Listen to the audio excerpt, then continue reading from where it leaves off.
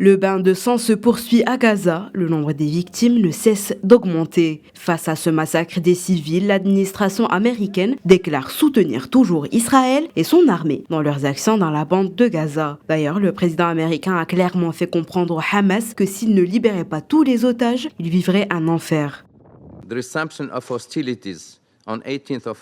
La reprise des hostilités le 18 mars exacerbe le désespoir des otages restants et de leurs familles. Cette reprise, qui s'inscrit dans un contexte d'importantes frappes aériennes israéliennes à Gaza, a également eu un effet dévastateur sur la population civile. Des centaines de Palestiniens ont été tués, parmi ces victimes, principalement des femmes et des enfants. Hundreds of Palestinians have been killed, including women and children.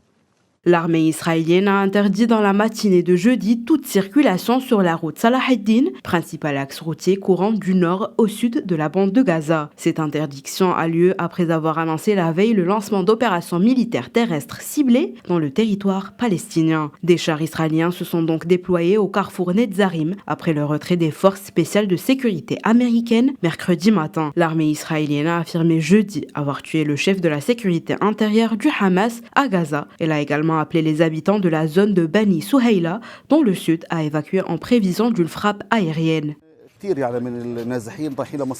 Beaucoup de déplacés vont connaître un sort inconnu. Certains iront à Mouassi, d'autres chercheront des abris à Khan Younes.